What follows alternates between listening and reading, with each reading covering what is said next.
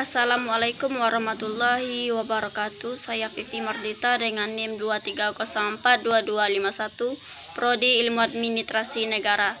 Di sini saya akan memaparkan materi tentang keberadaan hukum dalam masyarakat dan sejarah perkembangan hukum. Hubungan masyarakat dengan keberadaan kaidah hukum. Kaidah hukum mengatur masyarakat dan bekerja sama dengan kaidah-kaidah lain untuk menciptakan keamanan, ketertiban, dan keadilan dalam masyarakat. Kaidah sosial menjadi aturan hukum selain hukum nasional seperti perdata, hukum pidana, dan aturan, dan lainnya. Kaidah hukum dan kaidah-kaidah bukan hukum mempunyai objek pengaturan yang sama, yaitu mengatur kehidupan manusia sebagai individu maupun sebagai anggota masyarakat. Macam-macam kaidah dan sejarah hukum.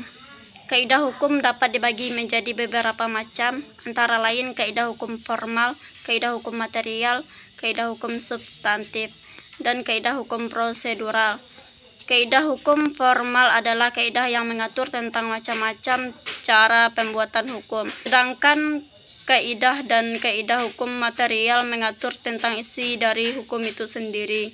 Kaidah hukum substantif mengatur tentang hak dan kewajiban yang harus dipatuhi oleh masyarakat, sedangkan kaidah hukum prosedural mengatur tentang prosedur penyelesaian sengketa yang terjadi dalam masyarakat. Sejarah hukum adalah studi tentang bagaimana hukum berkembang dan mengapa hal itu berubah. Sejarah hukum berhubungan erat dengan perkembangan peradaban dan kaidah-kaidah hukum yang diberlakukan. Ilmu sejarah dan ilmu hukum merupakan cabang ilmu yang tidak dapat dipisahkan satu sama lain. Sejarah hukum dapat memberikan pandangan yang luas bagi kalangan hukum dan dapat memberikan pengaruh pada hukum yang berlaku sekarang serta hukum yang akan berlaku di masa depan. Sejarah hukum di Indonesia dapat dilihat dari berbagai periode, termasuk masa pra-penjajahan, penjajahan Belanda, penjajahan Jepang, dan kemerdekaan.